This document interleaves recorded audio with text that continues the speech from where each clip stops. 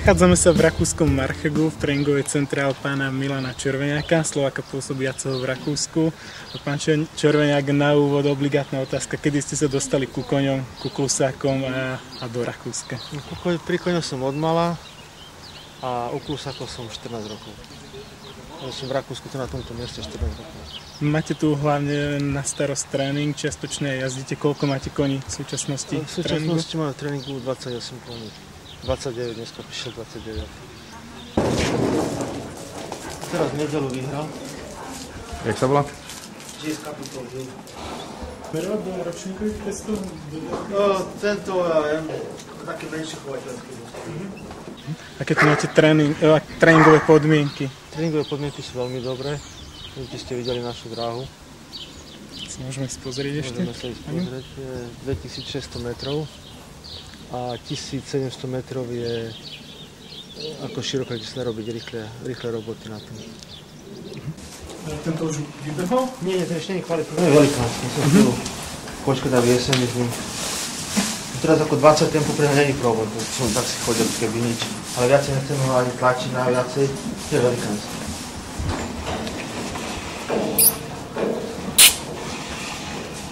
Z tých 28 koní sú niektoré, ktoré by mohli smerovať do ročníkových testov v Rakúsku? Do ročníkových testov ako 5-ročné máme vynikajúcu kobylu, to je GS Penelope. Tá by mala nejaké dostihy ešte toho roku chovateľské zabehnúť. Potom 4-ročné máme GS Live.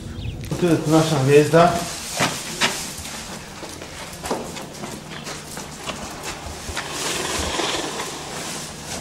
Tohto roku 3 štarty. 3 štarty, 3 víťazstva. Smerované teda bude do derby.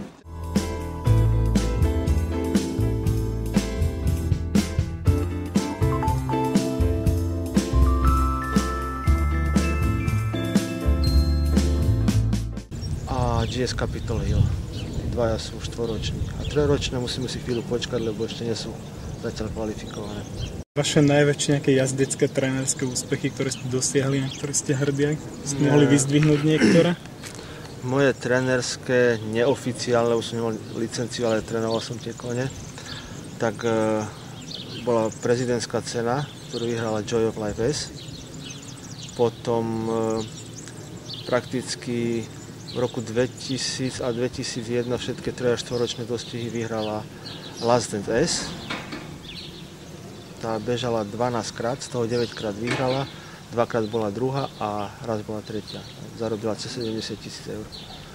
A bežala ako derby, došla druhá a 100-150 metrov pred cieľom jej praskla sezamová kostička, čiže došla, už hlavou utekala. Tam bola veľká šanca ako vyhrať to derby. V trénerských štatistikách sa nachádzate v prvej 20-ke. Vy ste spokojní? Zodpovedá to tým vašim očakávaniam staňovom materiálu? Takto, že podo mnou ako trénera sú niektorí ľudia, ktorí si tie kone robia sami a to celkom ako nefunguje tak. Že nie je také výsledky, ktoré by sme potrebovali. V Rakúsku je viacero dráh klusáckých. Vy máte niektorú obľúbenú, alebo teda na ktoré smerujete vaše kone? Tu tie bližšie? Obľúbená dráha je Kreál, lebo je najbližšie a tam sú aj najlepšie podmienky, by som povedal.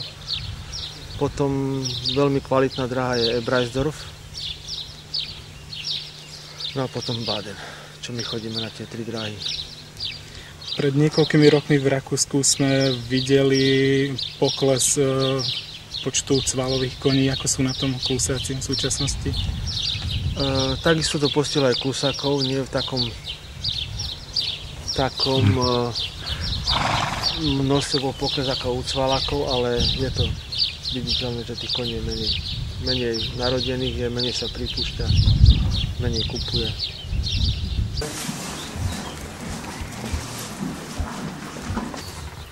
Ten November.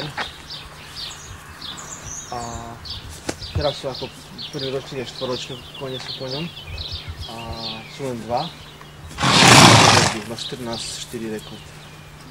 Ako 2 celkovo? Nie, 2 celkovo, len 2 boli narodené.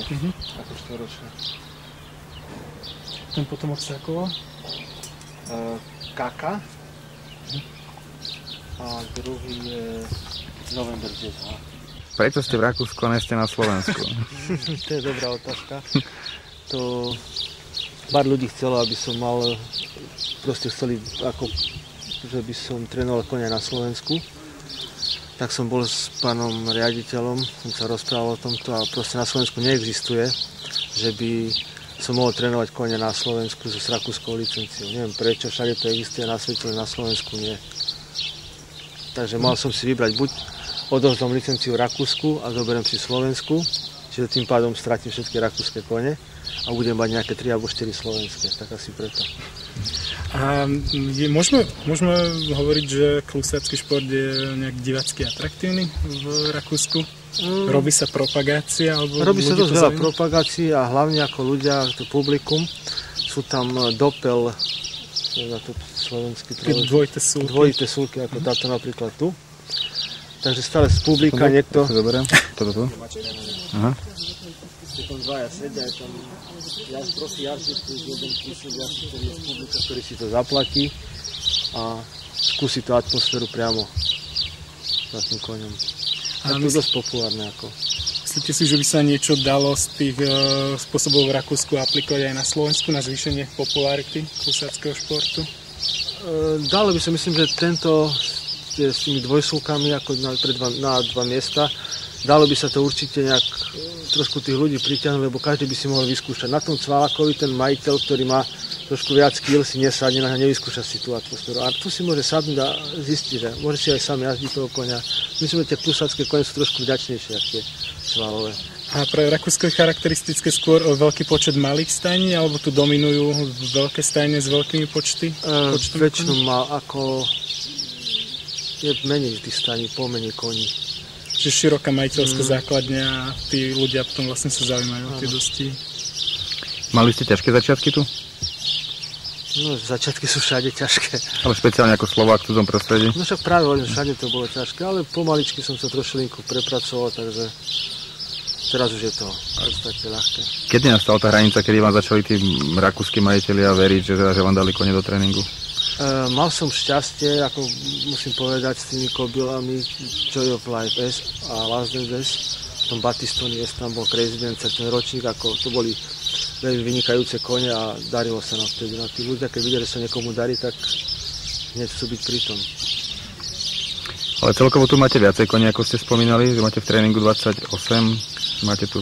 Tu je skolo 65 koní celkové na tomto mieste. A zbytok sú aké? Sú to chovné kobily, žrebeta, ročky, dvojročky a penzión kone. Ozaj, jak namalovaná. Je taký nový. A koľko ľudí vám tu s tým pomáha? Ľudí nám tu pomáha, máme 4 ľudí na vyhadzovanie noja a 4 sme na jazdenie. A pani manželka tiež je teda aktívna asi, že? Áno. Pani manželka aj manželkina sestra Zuzana Baluchová, tak tá tiež ako. A chodí nám zo šale potom každý druhý týždeň na výpomoc Oliver Balucha, ako žiak šalanský.